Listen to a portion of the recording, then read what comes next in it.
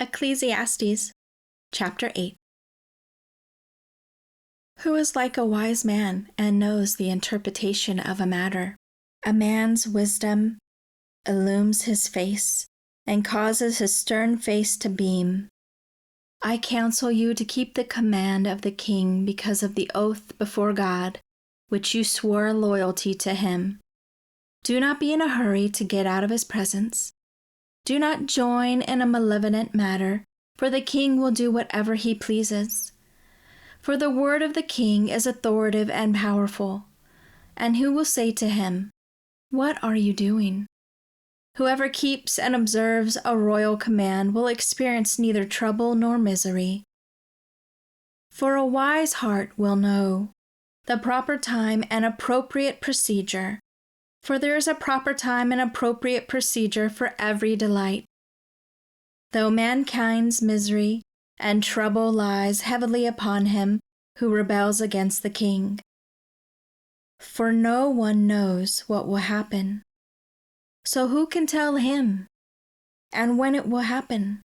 There is no man who has power and authority over the wind to restrain the wind. Nor does he have authority over the day of death. There is no discharge from service during the time of war. And evil will not rescue those who actively seek to practice it. All this I have seen while applying my mind to every deed that is done under the sun. There is a time in which one man has exercised power over others to their detriment. So then, I have seen the wicked bury those who used to go in and out of the holy place, but did not thereby escape their doom. They are praised in spite of their evil, and soon forgotten in the city where they did such things. This too is futility, vanity, emptiness, because the sentence against an evil act is not executed quickly. The hearts of the sons of men are fully set to do evil.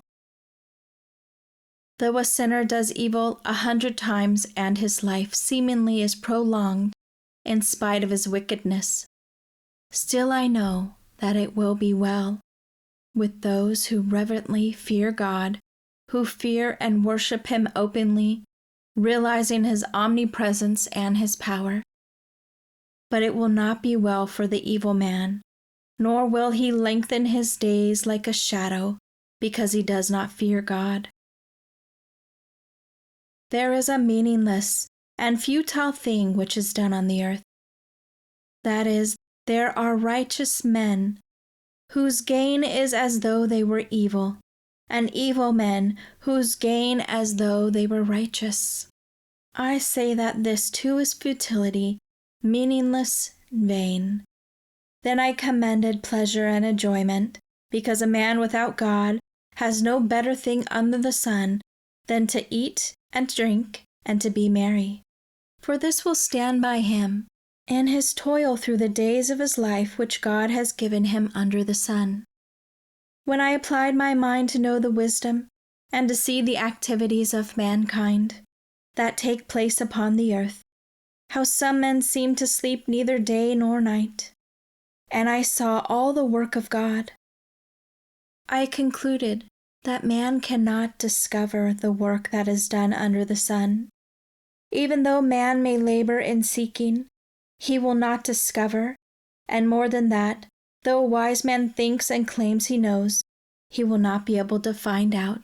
And even though man may labor in seeking, he will not discover, and more than that, though a wise man thinks and claims he knows, he will not be able to find out.